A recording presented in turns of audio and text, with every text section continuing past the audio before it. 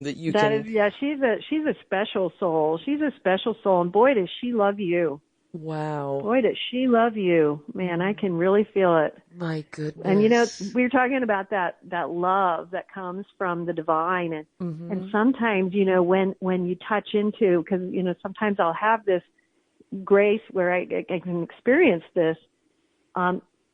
It's amazing when our loved ones cross over, because they enter into this, you know, divine stream as well, and you can feel in these moments when they allow you to feel their presence, you can feel this love that's even greater than what they felt during life, because it is expanded by this divine knowledge, first of all, that she understands more about Mike's path in life now than she did when she was alive.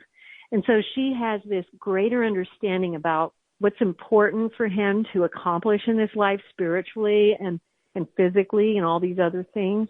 But she has this understanding as well, because she has that energetic understanding, you know, so we talked about energetic truth. She has that ability now to understand all the things that are going on in his life, with all the people that are in his life, and what's going on inside of him. And she knows that more intimately. And so she really is a profound part of Mike's life right now. And, you know, I really feel like there's like almost like a dance of the two souls, if I can say it correctly. There's a real deep bond here. There's a really, really deep bond, and it's meaningful. And I think it's going to last a while, you know. And there may be times, Mike, if you're still listening, that, you know, she may have to pull away because she has to do other things for her own soul development, but she'll always be back, you know. So remember that and trust those feelings. She's communicating. Wow. You know? Well, and the implications of just that communication that you're having here with Mike, and the communication that he is having with his grandmother, is the implication of that for all of us, because everybody has lost someone, you know, and so we can all learn from just this little interaction that you're having with Mike, because, well, our loved ones are out there too, and maybe their, you know, love and awareness of what's going on in our lives and in our path and in our souls is so much more advanced now that they've crossed over to the other side. You know, we can apply that to the rest of us who are missing someone. And that, I gotta tell you, for a first call on the show with a guest, it doesn't get more profound than that right there. That I am just blown away completely. That I'm almost speechless, but I have to host the show. Thank you, Mike. Oh, you're welcome. Wow. Yeah, Mike, what a great question. And I really enjoy feeling his grandmother's presence. She's quite a lady, quite a lady. Yeah. Well, obviously there was a great bond there, and thank you again for the call. Or he wouldn't be wanting so much to communicate again. You know, we still feel the bond. You know, somebody that we love may have left this world. However, what doesn't ever leave us is the bond that we have. Friendship, family, spouse, what have you. We're still going to feel that bond, whether they are in this world or not, right? Well, let me just say something that's so important here. Love never dies. Love never dies. And going back to everything that we've spoken about, how God is that love. Love is the one thing that is eternal and permeates and exists beyond all time, beyond all space. Love never dies. And that's because it is an attribute of the divine.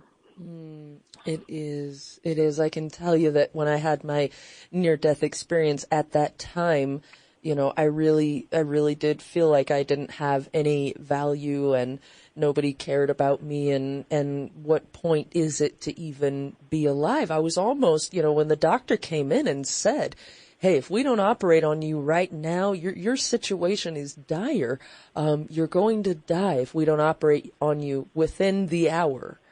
And I thought to myself, it was terrifying to hear that and have him look me in the eye and tell me that. But I also had this other thought, you know what? Fine, I can just slip away. It doesn't matter. And then I had this near-death experience, and I was not expecting this at all. Yeah. Right? And then my perspective got turned around completely, because then I was informed that there is incredible love and that my life matters. And again, I'm only saying this to illustrate to anybody and everybody that's out there listening, that love wasn't just exclusive, special for me. That's what everybody gets and has. And I hope that Marilynn here can impress that upon all of you, because we do feel separated sometimes, and we do feel alone, and we do feel like we're out here in a big bad world by ourselves.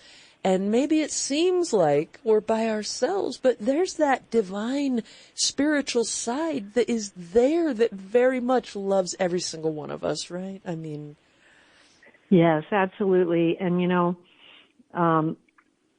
this is, that was a beautiful story that you have there. And it's so true that that love is exclusive to every single one of us. Mm-hmm. And it's when you experience it as you did, and as I have, it's really impossible to even fathom how much we are loved. And this merciful love, this gentle, caring, merciful love that truly just wishes for our good. And it's also in our world, the way that we live, we do easily fall into these situations where we feel that we are alone. And it is in this understanding of the oneness of all life. It's hard to grasp it if you have not yet experienced it. Mm-hmm. But you can experience it in quite a number of ways. I remember, like early on, when I was being taught about this oneness of all life, and you would have these beautiful experiences where you would see the life in the grass and in the trees and in all human beings and all animal beings, and even in the rocks and in the sky and the clouds, that there was just this breath of life that permeated all things, and all those things were part of you and you of them. I remember having those experiences early on, and then going into like a grocery store and having this grace where I could all of a sudden like feel that oneness with all the people in the store. You're just doing your thing, and it would be like this mystical reality opened itself up to me. Mm. And we can be open to having other manifestations of this understanding, where we realize that this reality of the oneness of all life is truly, it's real, and it's profoundly important to us as a society where we are a people where a lot of people are separated on their own, or they feel alone. This is the reality, the truth that lies beyond the veil that covers over our vision. We see things from the physical realm, but once that window is opened and we see that we are actually connected to all these things, to all that is, it does completely change the perspective. But it does not, we don't want to minimize that loneliness that people feel, because it's a big thing, very common nowadays, and that's part of the reason, because we have lost that connection to the divine, and that connection to the divine connects us to all life. And that's how we are able to sustain ourselves even when we're alone, when we have different scenarios in our lives where things are more difficult. And so when we don't have that, we struggle more with that feeling of being completely compartmentalized in, by ourselves, even though that reality doesn't actually change. That reality of that oneness does not actually change. It's just because, we are in this dense realm, and that's how we view it, that's how we feel it, that's how we see it, and that's part of the physical experience, feeling like we're all separated. Mm-hmm. And part of our spiritual journey is trying to bring together this greater unity, Mm-hmm. Yes. Yeah, this greater unity that we have to come back to. And, I remember years ago, there was this spiritual guardian that would come to me, and he came to me one day and just said, how about we take a little walk in the movement today? And I think that's a really good thing to throw out there. Let's all take a little walk in the movement today. What that means is let's enter into that river of divine universal being. And it's in that river that we all grab a hold of each other's hands, and we all experience, there's a greater experience of it, this greater experience of that oneness that's all consciousness related and stuff we can talk about. But as for a physical visual, just let's grab each other's hands, Mm-hmm. But what happens when we take that walk in the movement is we literally are turning the light on. We're turning the light on in our consciousness seat that is then allowing for us to take a step higher. And that's what we need to bring us back together again. Yes. We want to be back together again. We want that unity. We want the oneness, and that's what we have to do to kind of do it. And it's hard to encapsulate it in a simple way, because when you enter into that universal being, there's all these other higher frequency things that occur, because you enter in it as kind of like a little ball of light, and and you're joining. It's almost like you're all molecules or something, molecules, liquid mass, and the consciousness of one, mm-hmm. where you're all kind of in this sea of ether, and so these lights just start turning on, where this sea of ether becomes this one fluid force of life and light, and then you experience what that really means, that oneness. Because oneness is kind of like the word love, where it's like, well, what does that really mean? Mm-hmm. But when you actually experience it, it's something, again, so far beyond what that word can imply.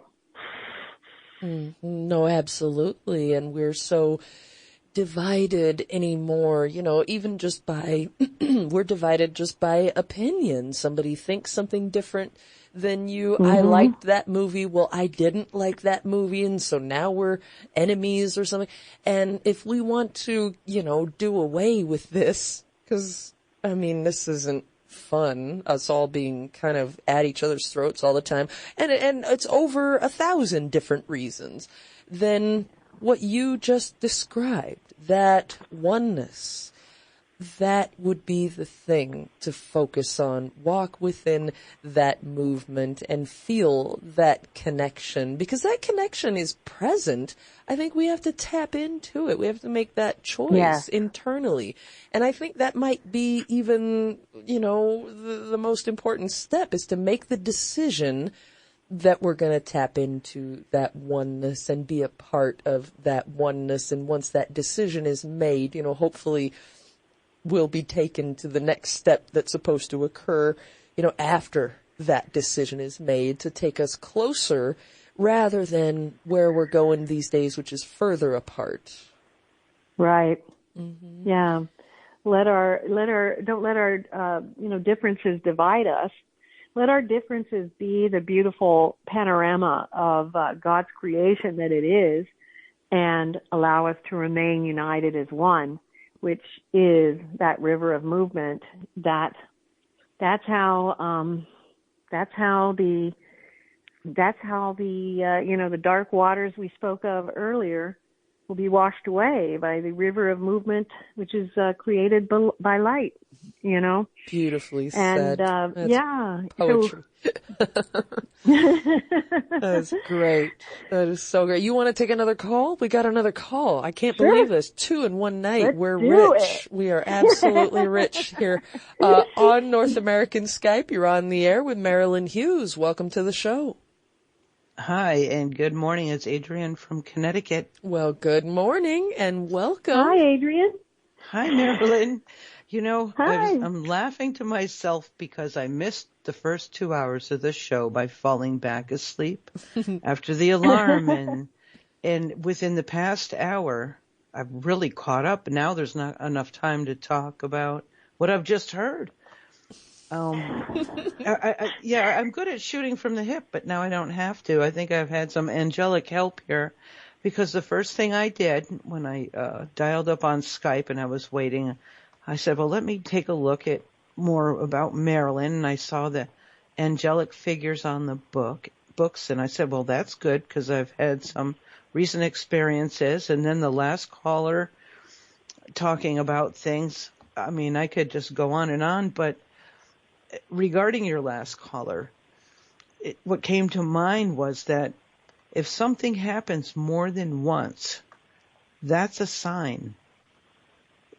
Pay attention. And then when you That's true. when you want to communicate back in love, love is a sign of the divine, and that's not a joke.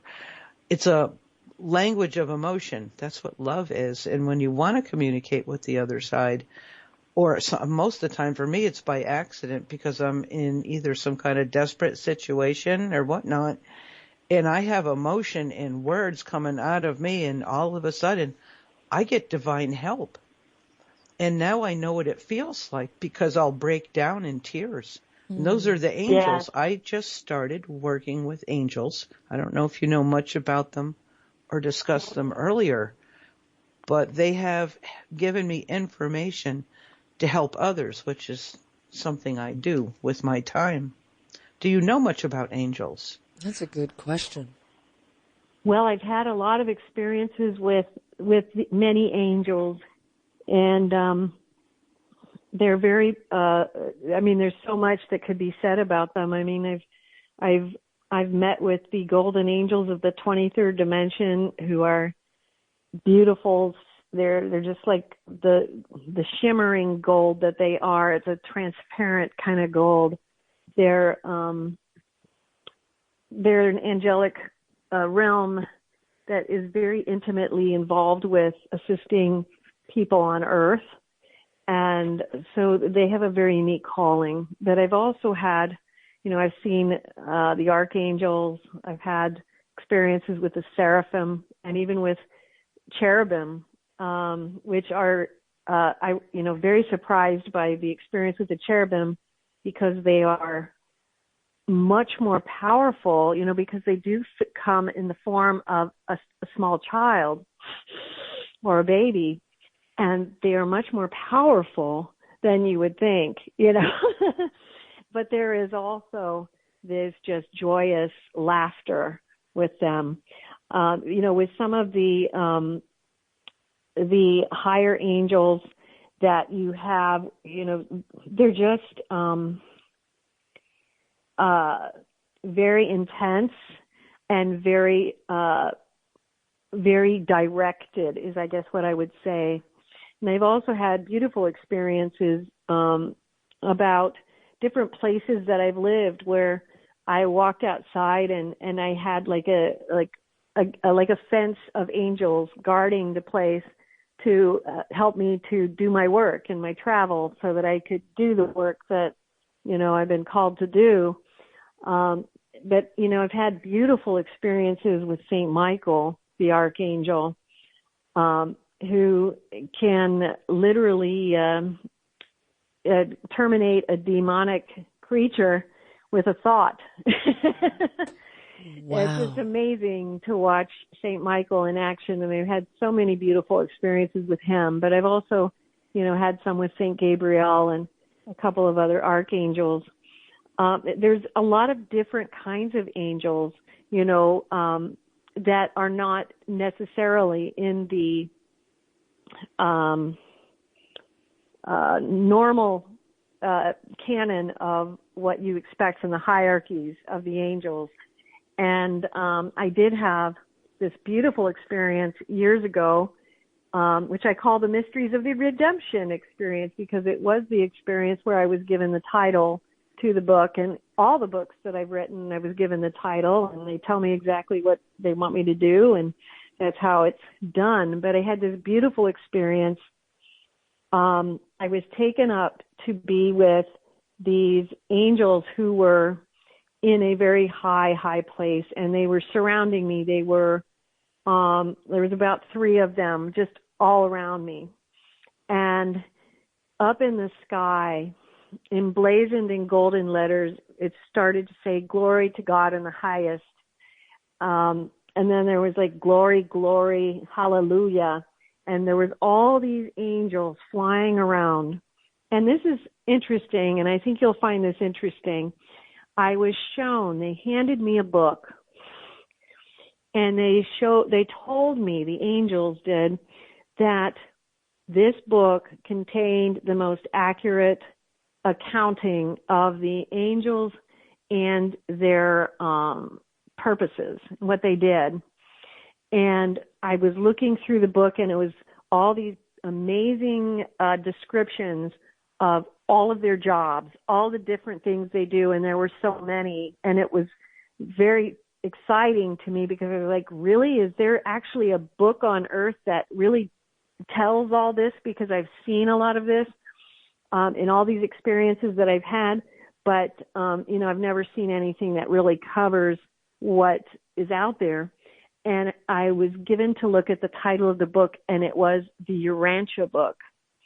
Some of you may have heard of it. Some of you may not have heard of it, but it is a book that was given to an anonymous person. They believe it might have been a doctor who received these papers, which were given to him by extraterrestrials in the early 1900s. It was like between 1900 and 1911, I believe. And this Urantia book has 3 main sections. And the first section is the one that deals with the ministering spirits. And it is very, very detailed. The book is like 2,000 pages long. And after that, I read the whole thing, cover to cover. And, it's a very, very, very fascinating book. One of the texts that I consider an ancient sacred text, and this is probably one of our galactic texts. I had some experiences in the mystical where I was taken out into outer space and was meeting with some extraterrestrials, and I was shown ancient sacred texts from their worlds. So I was seeing that there were ancient sacred texts from these other worlds, that these alien species, the extraterrestrials, also had sacred books, and it was really cool and very fascinating. And, I think the Urantia book is one of our first galactic texts to have been translated into the earth. And it was just an amazing experience. And it went on further.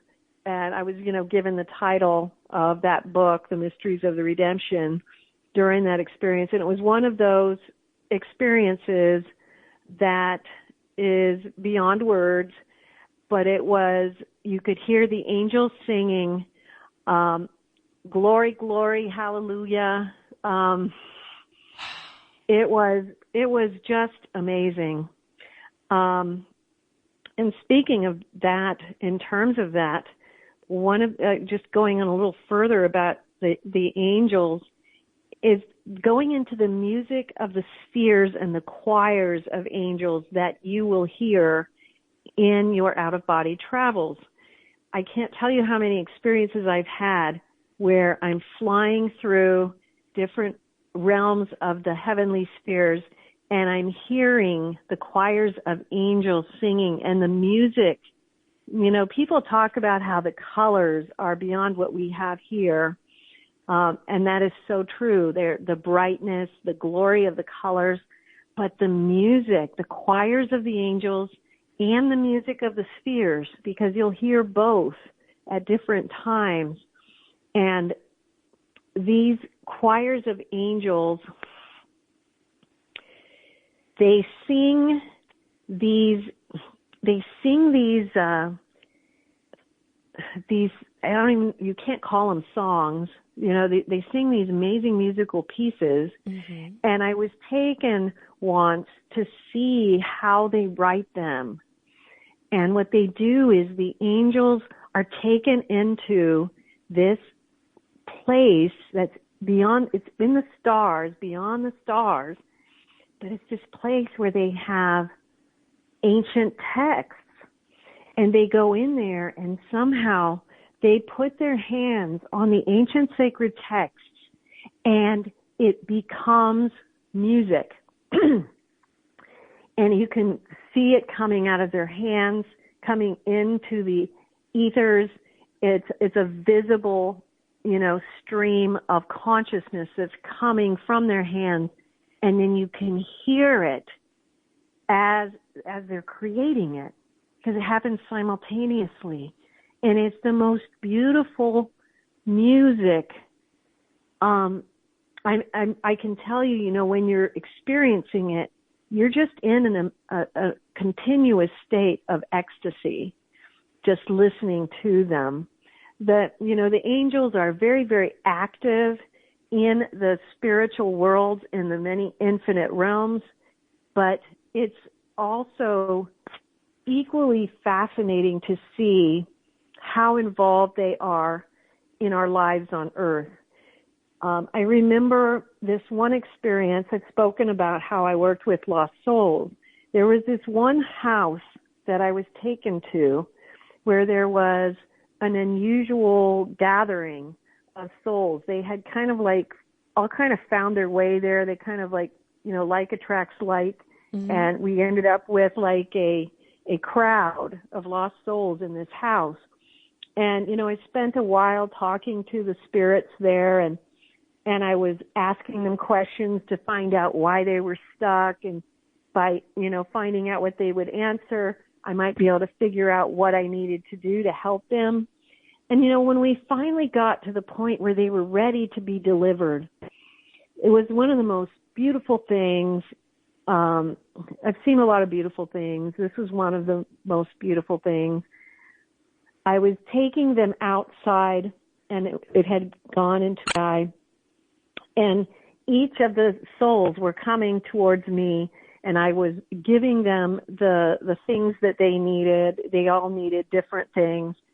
And then as they were prepared and ready, I would take their hand and lift them up into the sky. And there were these beautiful, huge angels with the massive white wings, the angels wearing these white long gowns. There was so much light emanating from them, and they created a portal in the sky. They surrounded an oval section of the sky. They came in a circle, and then they created and opened this portal. and we just started taking these souls. There were at least 100 of them, and just taking one by one, and they would go up there, and the angels took them and pushed them through that portal, and it was just so moving to see them, and you could feel their joy as they crossed over, and you would feel it as if it were your own. And as they crossed, I was just in tears at the beauty of these angels. But I've had so many experiences with the angels. I mean, even with the very first experience I had when I was 9 years old, and the clouds parted, revealing a marble staircase up into the heavens, and on both sides of that staircase were just a line of angels, bearing the trumpets, going all the way up on either side. And so they're always involved. They're always involved. And, we have not just the angels, but we have also this other order of beings, which are spiritual guardians, spiritual teachers, and spiritual masters. And they are also very intricately involved, because they're the ones who are guiding and teaching, and the angels are directing, protecting, they're aiding, because there's always so many things that need to be done. So whether it's a lost soul or a soul who is struggling in a purgatorial sphere, the angels are always present to assist. And so, I hope I didn't just say too much there, but there's more. No. There's so much more. Not at all. I mean, if I've got a listener calling in with a question and you're going to answer it, I'm not going to stop you. I'm sitting here absolutely in awe, because I've recently, maybe a year and a half or so, been taken by this concept of angels, and I wanted to reach out to, because they say even a misfit soul like myself has a guardian angel, and it existed, long before I was born, and it waited apparently for my soul to be born and then to be there and assist me. And so I thought, I've never done this before. I'll try to talk to whoever my angel is, try to reach out to whoever my angel is. And that in itself, and mind you, I have no idea what I'm doing at all with that. Just reaching out for some of divine assistance, divine even company, even if I don't ask my guardian angel for anything, just, are you there? Yeah. And it is very transformative and very eye-opening. And again, we talking about all night, having your perception changed into, looking at the world in a different way through some of these methods and practices that you talk about. Well, these are ancient practices. And why are they ancient practices? Probably for a good reason. Maybe this is what our soul needs. And oddly enough, I had a dream, and in the dream, I didn't get to see the angel. I would love to. But I got to feel its presence in a dream. And it was really kind of funny, because it spoke to me and said, I've been waiting for years for you to say something.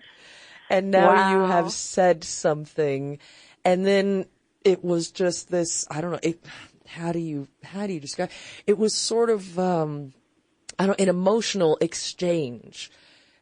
And I felt this sort of waiting. It was weird. It was like I almost got to feel from the perspective of this incredible being, of waiting and observing. And then finally, when I reached out, and again, I don't know what I'm doing at all. I just kind of got quiet and would try. And it was every night for many, many nights in a row, maybe 2 months of just every night. Are you there? I'm suffering. Can you help me? What can even be done?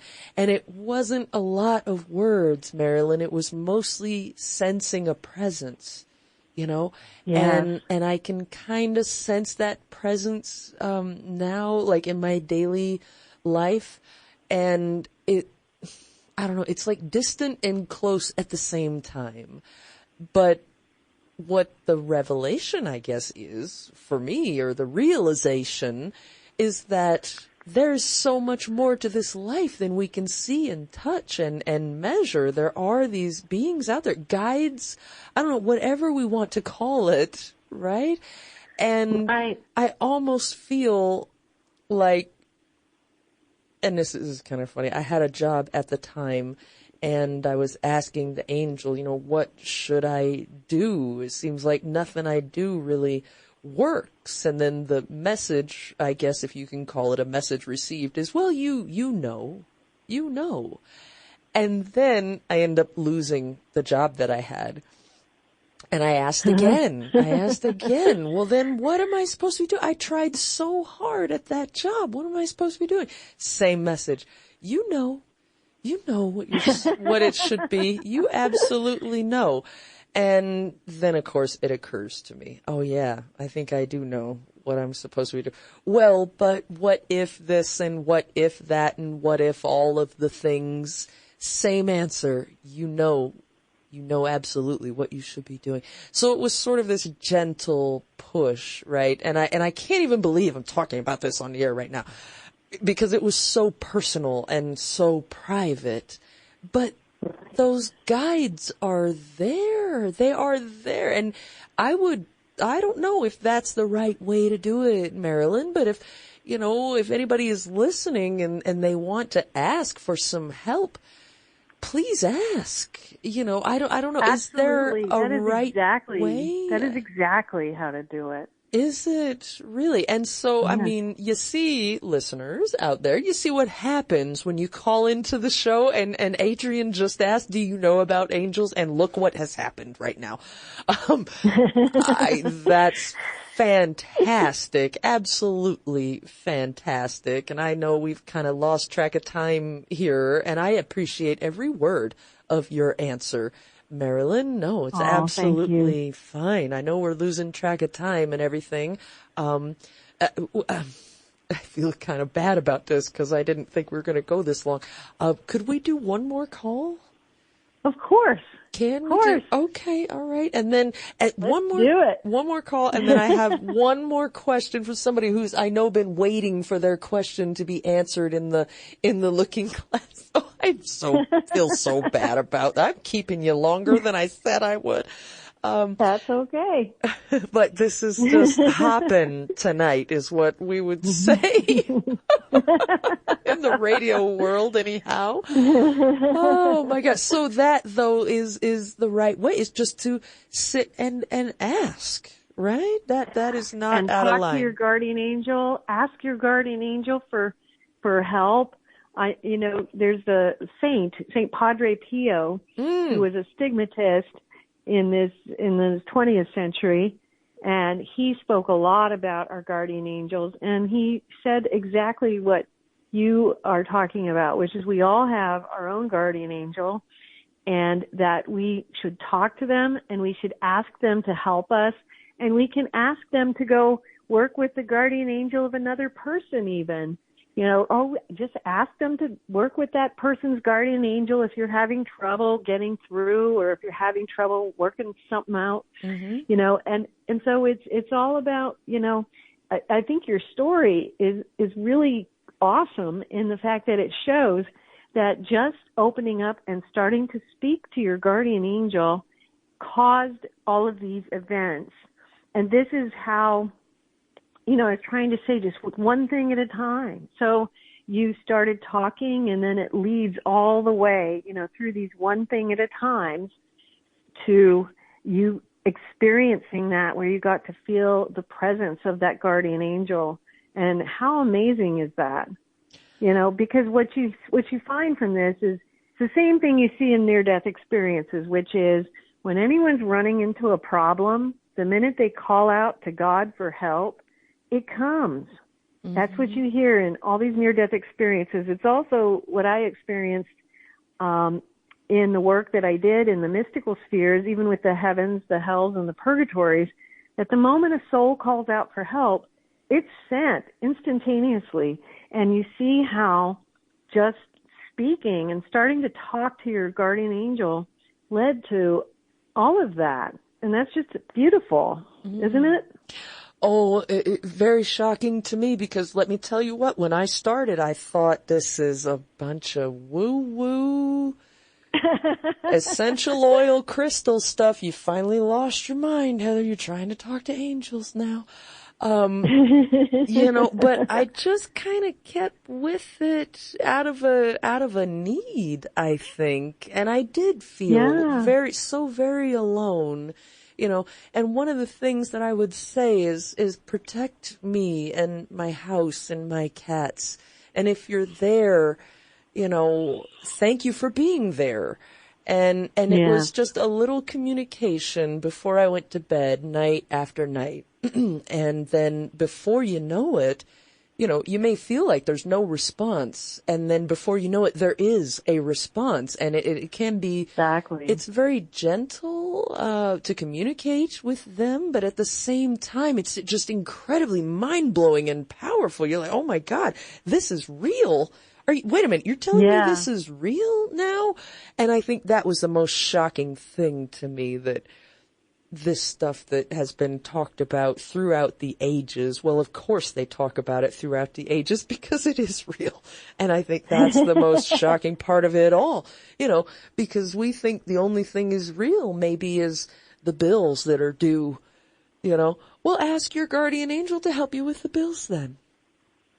It seems crazy, but they're there. They are waiting, or whatever it might be. I don't know, the car's not running, or this isn't happening, or that's not happening, or I have a job interview coming up. Will my guardian angel talk to the interviewer's guardian angel and, put some favor on me because I need this job? I don't know. All I'm saying out there is try it. Please, just try it. You're not going to lose anything by trying it.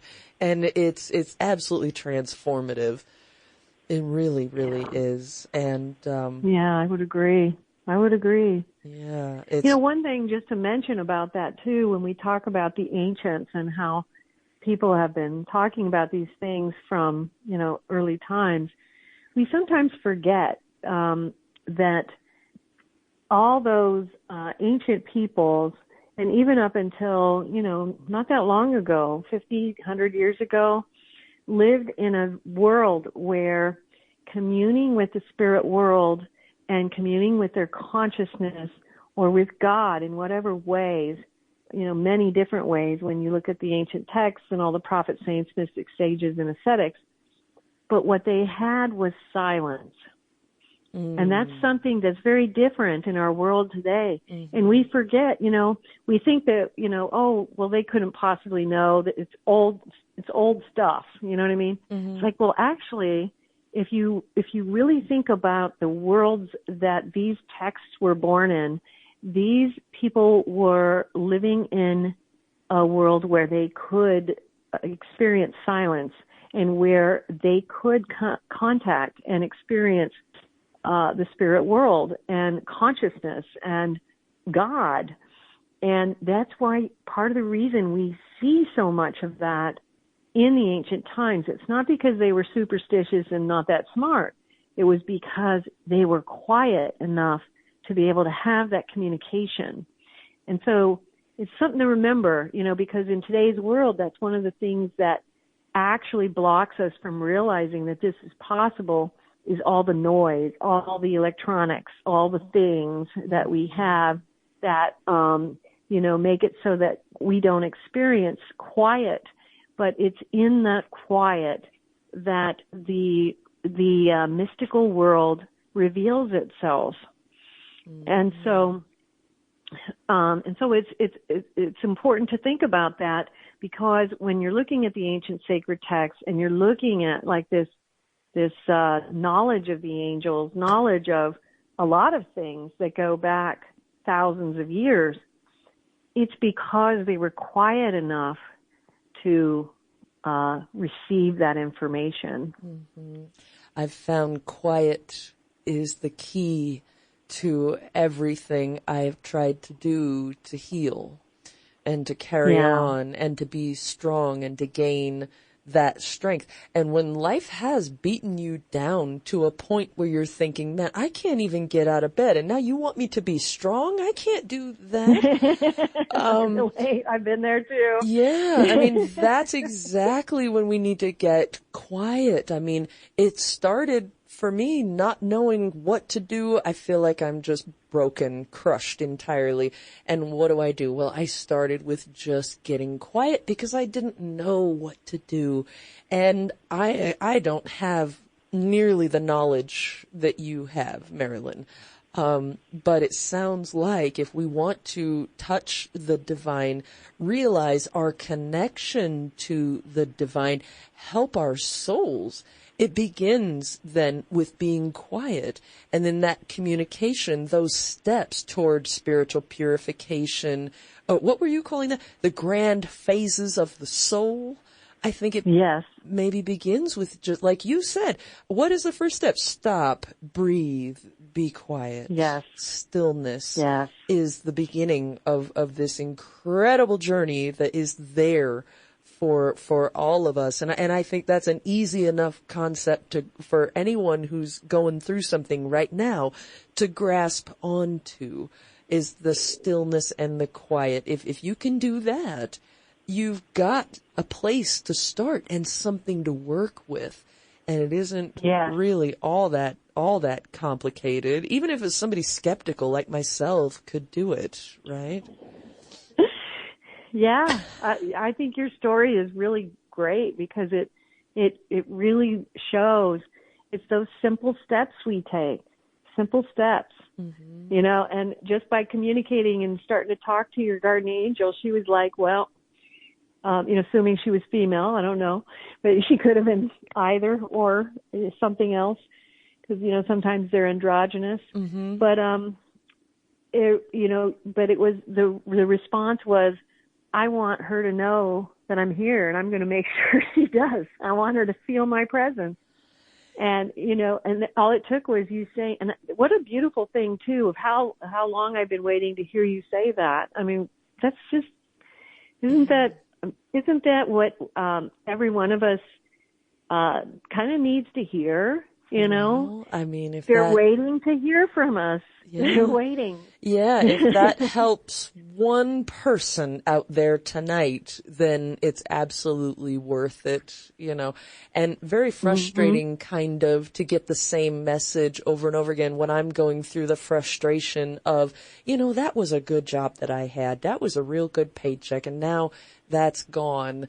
And now what do? You know what to do. Every time I ask, you know what to do. You know what to do. So a little bit frustrated. So I don't want to imply that it's all roses and rainbows, but that connection can be made. It really, really can. Let's go here, or I'm going to end up keeping you, you know, until the sun comes up, Marilynn. I don't want to do that. We'll go here to North American Skype. There's a caller been waiting here for a few minutes on North American Skype. You're on the air with Marilynn Hughes. Welcome to the show. Hi, Marilynn and Heather. I'm so excited to be able to talk to both of you. Wow. Well, Hi. Welcome. We're happy to have you. I'm excited to talk to you, too.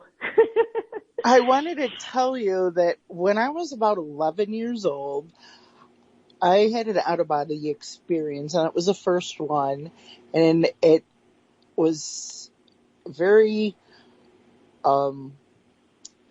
divine, I guess I would describe it as, and I didn't have one after that. And my mom started practicing automatic writing, and I learned who my guardian angel was.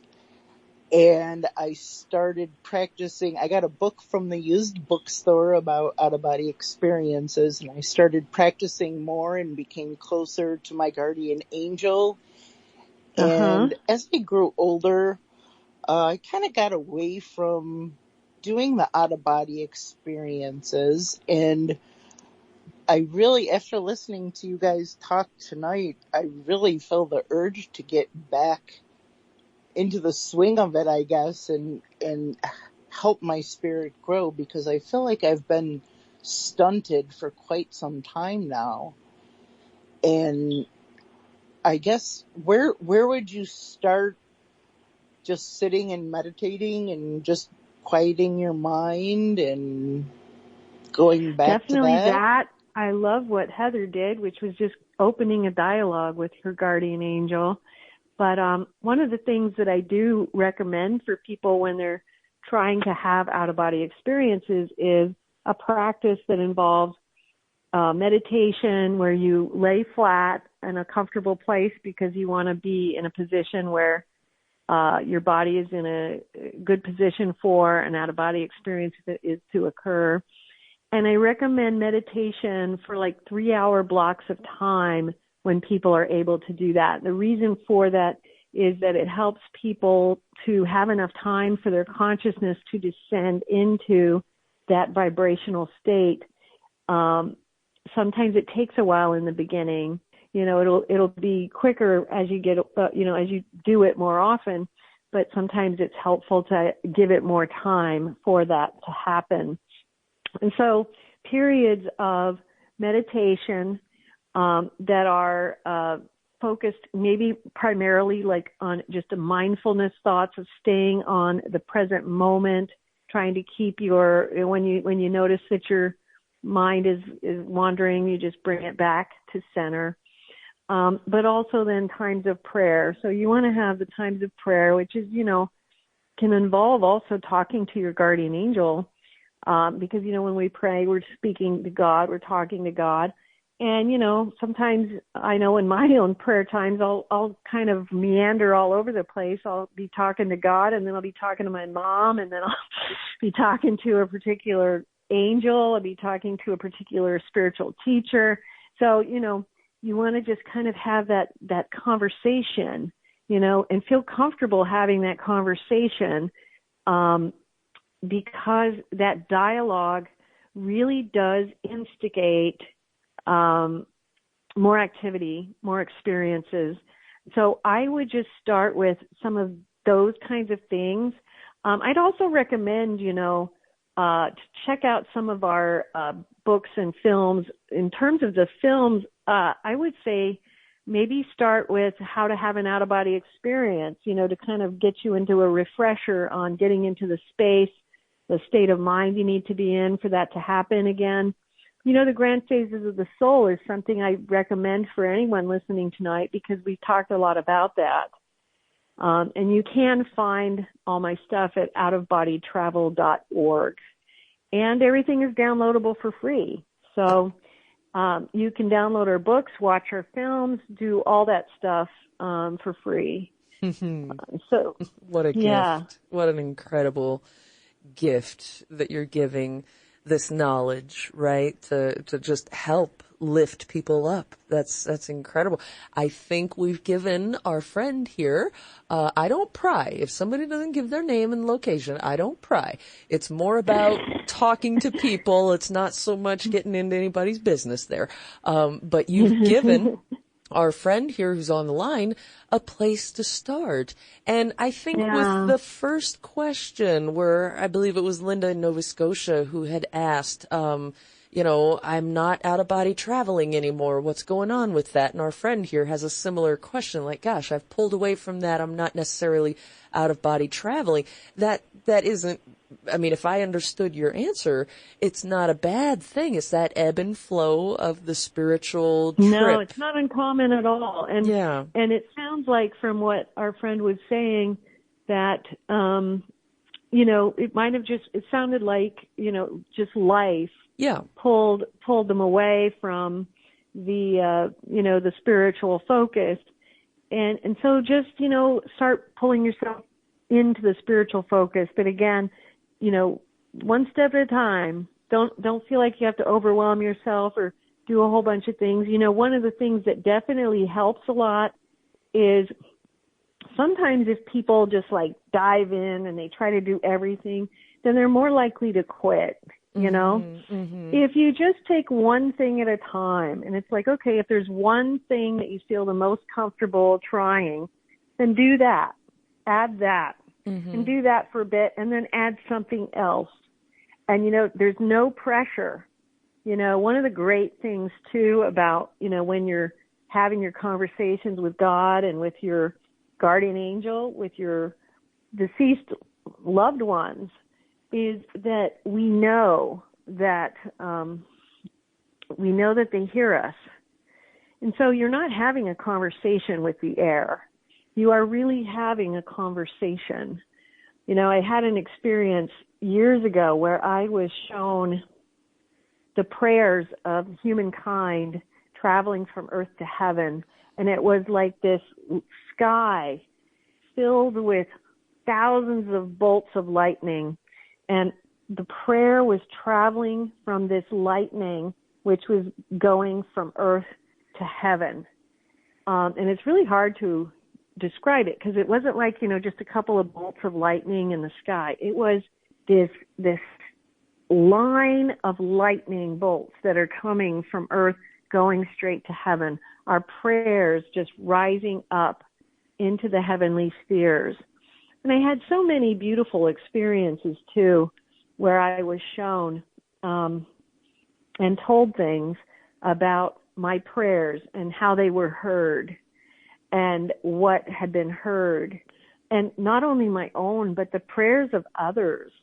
I remember having this beautiful experience where I was taken, and this was when I went through a period where I was considered terminally ill. Long story, but I won't bore you with the details. But basically, I was sick, and I had young kids, and I was taken to see the Blessed Mother, and she told me, because I was going to be given healing, which I did receive later, she told me that she was answering the prayers of my children.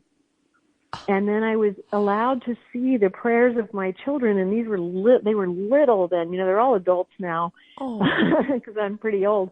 But oh my goodness, they were little, and it was so beautiful, and I was so touched to see that, and I was so blown away by the fact that she wanted me to know this is going to happen because of these prayers in particular. And it was, you know, it's just one of those experiences that I had where I was shown the power of prayer, you know. But our prayers are heard. The conversations we have with God are real conversations. The prayers that we have where we talk to our guardian angels or to our family members, they hear us, you know. We are having real communication. And the really neat thing, too, about your experience, because I just love your experience. I can't believe I even said that's so private. I love it. It's beautiful. I mean, it shows, you know, there's several things. One is it shows that all it took was you opened the conversation. Secondly, that guardian angel of yours wanted you to know that they had been waiting to hear from you for a long time. How many of our guardian angels have been waiting a long time to hear from us? Yeah. And so, you know, it's like, wow, not only are they waiting to hear from us, but they want us to communicate with them. They love us. And when we open up communication, look at this beautiful thing that happens where then you are taken into an experience where you experience the presence of your guardian angel. And that is the power of that one step. One step. Yes. Isn't that amazing?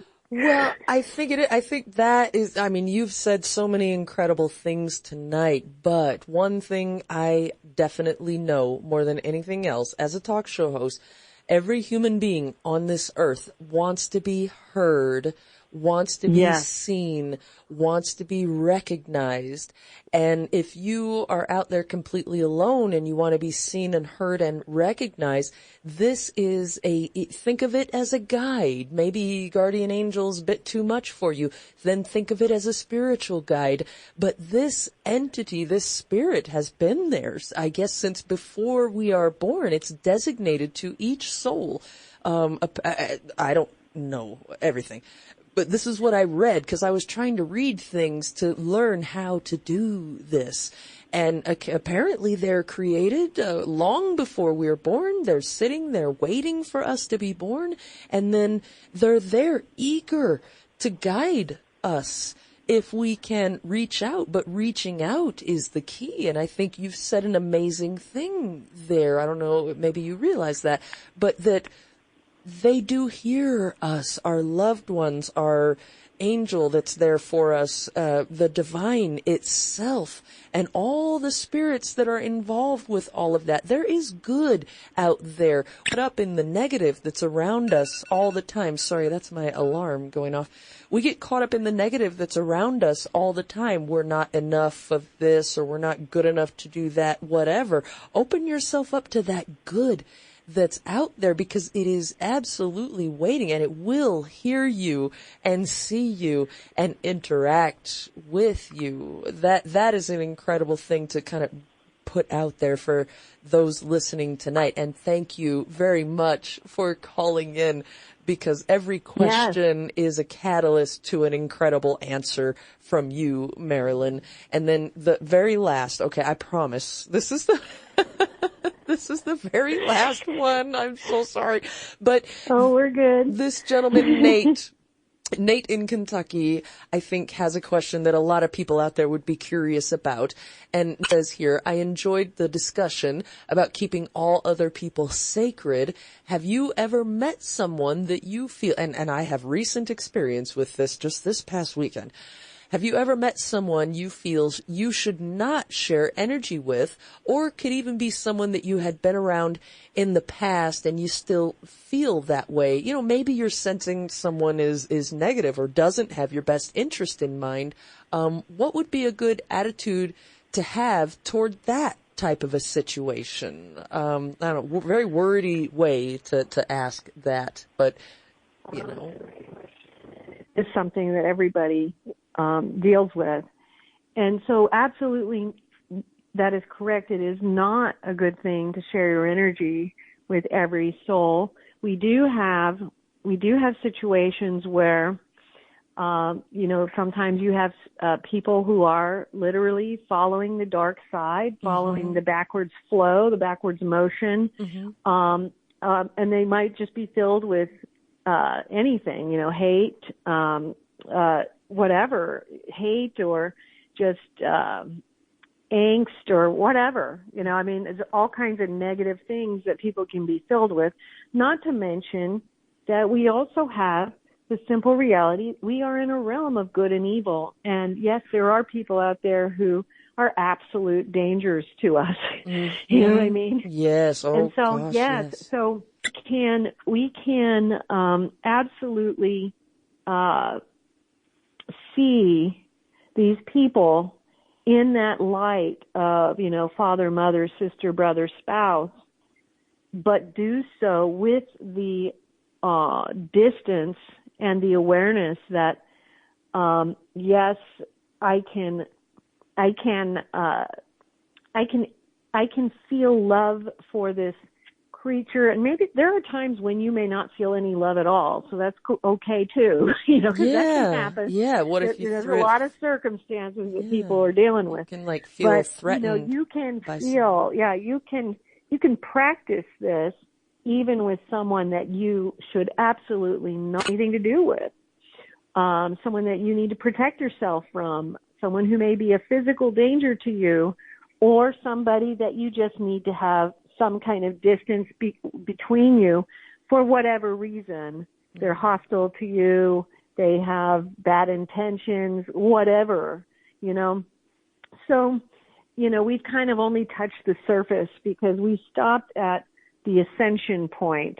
And beyond the ascension point is where we really go into the training ground between good and evil. And that was when I was taken in, and the Blessed Mother actually took me in and said, it's time to begin your military training. And that was when it was, and I use that word loosely because it's, no offense to military, because I know that they do a lot of things that I've never done. But I mean, in the sense that that's what she referred to it as, and it was this intensive training into what evil is, how it operates, what the energy of it is, and also how do you actually travel into the darker realms, the darker hell realms, because you have to actually protect yourself, and there's so much involved. So, we didn't even get into the spiritual warfare and all the things that have to do with the dark side and dealing with situations like this. But absolutely, discernment is important. And ironically, after purification comes the next phase, which is discernment. It's also called discrimination, but it has a negative connotation. But discrimination in the ancient Buddhist practice, because that's the word they used in the monastic tradition of the Buddhists, was discrimination. It is actually meant discernment. And we learn discernment also in the out-of-body travel state. We're taken into things and we learn about energetic truth, the validity of an interaction according to eternal law in the eyes of God, and how to determine these things. And that's when we get into the heavy stuff and the spiritual warfare with angels and demons. The demonic realm exists. It's a real thing, and that's kind of like the next area to learn about. But definitely always be aware. We are in a physical sphere here, and this is a realm where good and evil occurs, which means we do have to have discernment, and we do have to protect ourselves from those things that can cause us harm. Mm-hmm. And so don't take the teaching of trying to uplift yourself and upliftment as expecting you to be ignorant or to not show discernment. Actually, discernment is the next phase of the path. Mm-hmm. So, absolutely, you have to go through these processes of determining how you're going to deal with situations with people that aren't for your good. Mm-hmm. And you do have to keep your distance sometimes with certain people. And then there are also people that you have to absolutely protect yourself from, because they will murder you. Mm-hmm. Yeah. What I do is, if I have a bad vibe, then I'll avoid that particular individual. But what I will also do is, because now I'm kind of trying to cultivate this relationship with my guardian angel, my holy guardian angel. And so I will send my guardian angel out to help that person. Something's not right with that person. Can you go speak to their guardian angel and maybe, put them on the path to their own healing? And, yes. Leave that up to the angelic, because what do I know? I'm a human down here on earth trying to get my own jobs done and get my house clean. You go out, and if something needs to be done to help that individual, go out and maybe do that.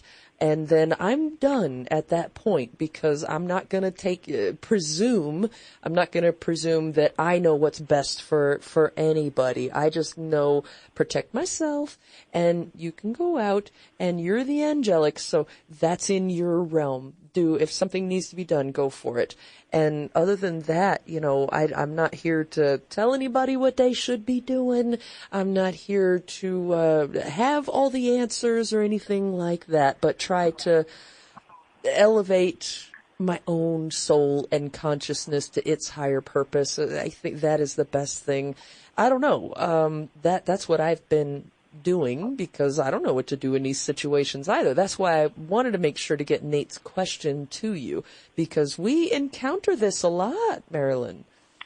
Yes, we do. And this is where, you move into that next field of knowledge, which involves, understanding good and evil, understanding all the variations of energy between, and that there are different levels of, even in the realm of darkness, there are different realms of darkness.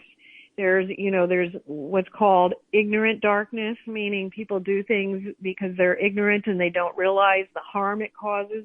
Then you have dominant darkness, which is souls who do actually, do it because, and they know that they're doing it, and it's, it's not ignorance, it's choice. And then you have pure evil, where you really are embarking on, there are souls that actually enjoy causing harm to other souls, and and these types of things can do a lot of destructive actions, and they can be extremely dangerous and cause very serious harm to people.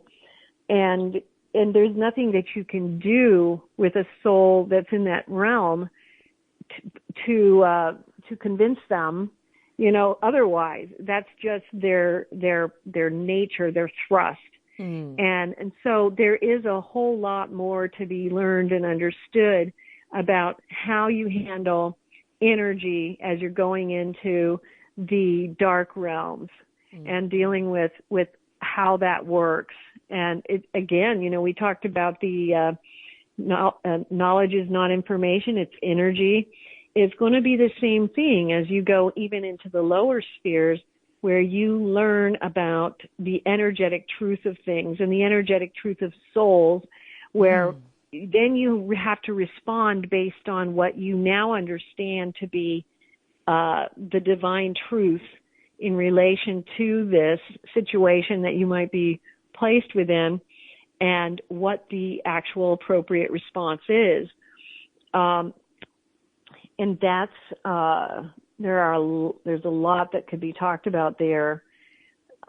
Sounds like it. It really sounds like it. Well, look, I mean, I know you're very busy with everything that you have to do and all of the projects that you work on, but if you ever wanted to come back on down the road sometime and discuss that next level, you would be more than welcome. You're always welcome. I will have a conversation with you. I would you love just to do say that. the word and I will put you on anytime.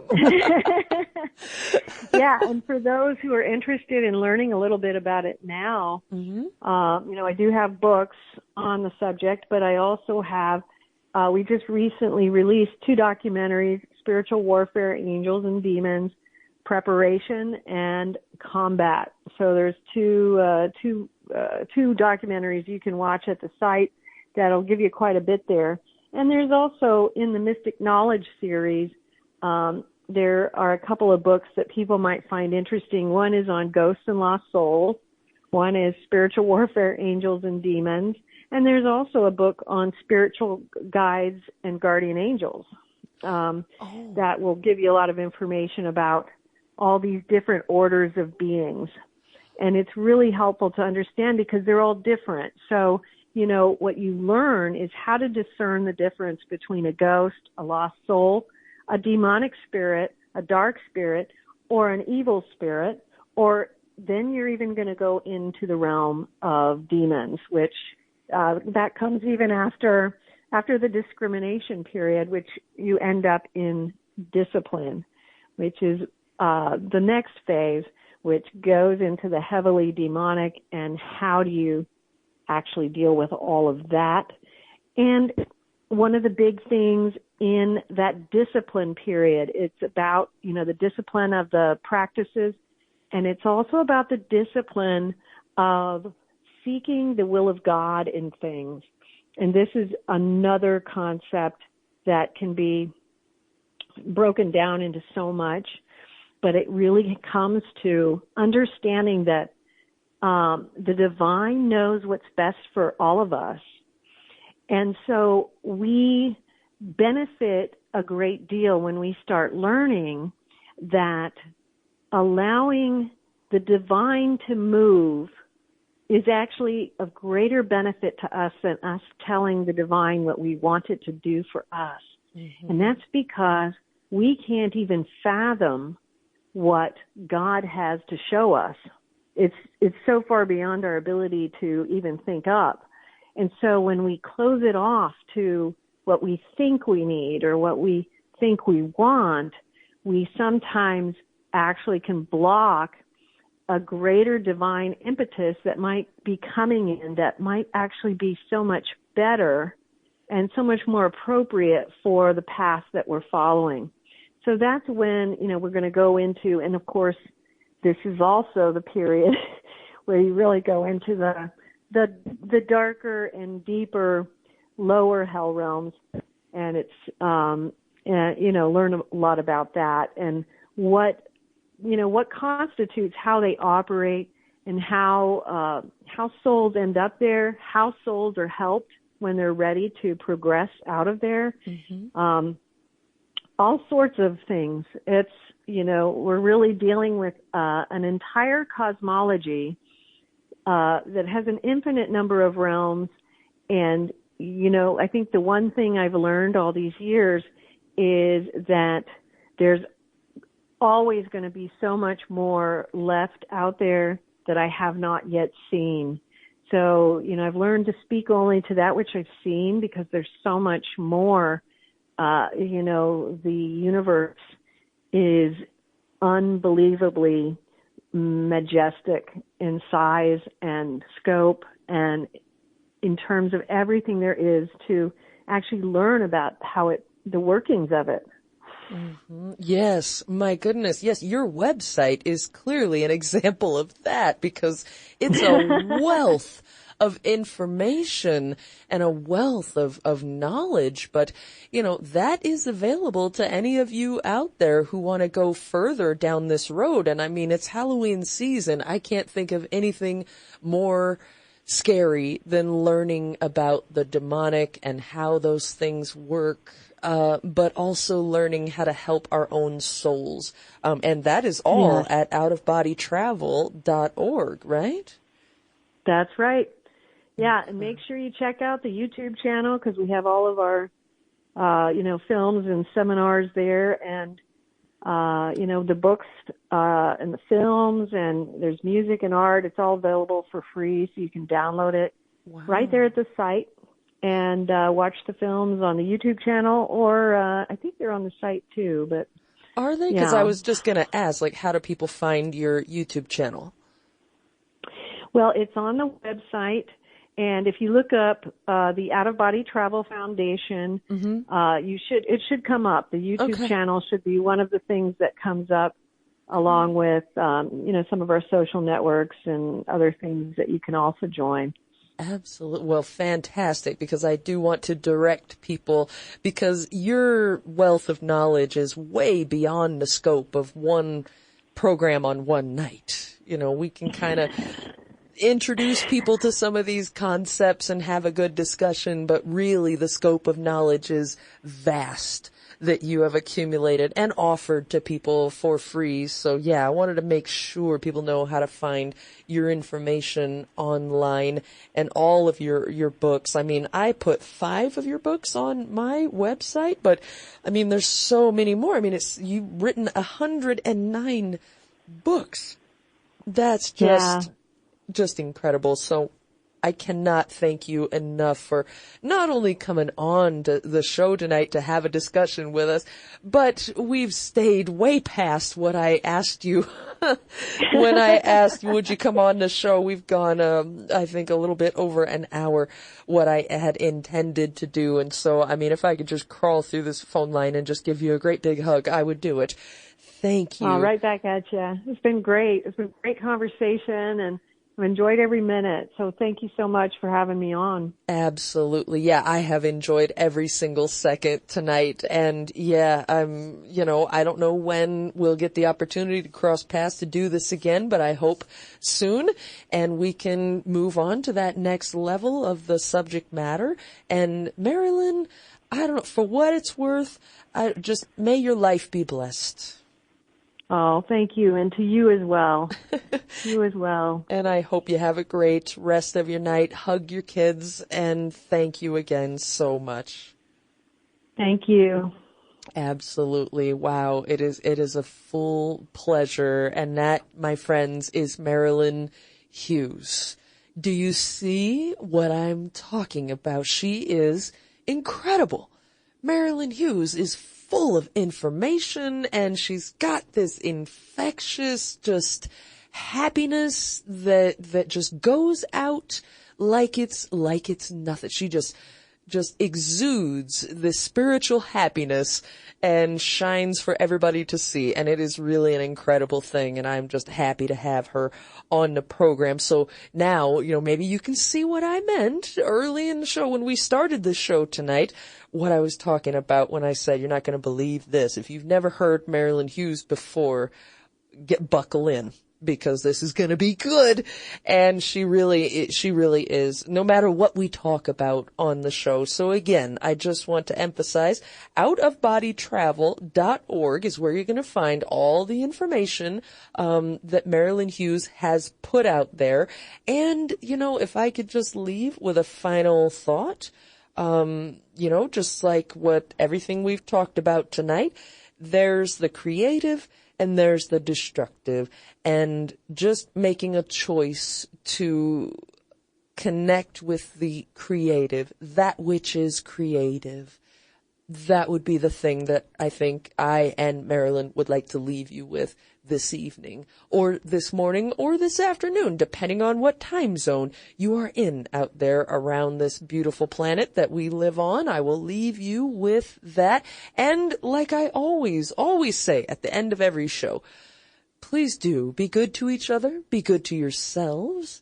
And, well, I want to wish you a good night. We will be here at the same time in the same place tomorrow night for a whole new ride, a whole new adventure, with a whole new guest. But I really wanted to provide some information to you because we are headed into uncertain and strange and often dark times. So here you have a whole host of tools I think that Marilynn Hughes has presented tonight that you can use to help you get through what we're headed toward, because we really don't know, And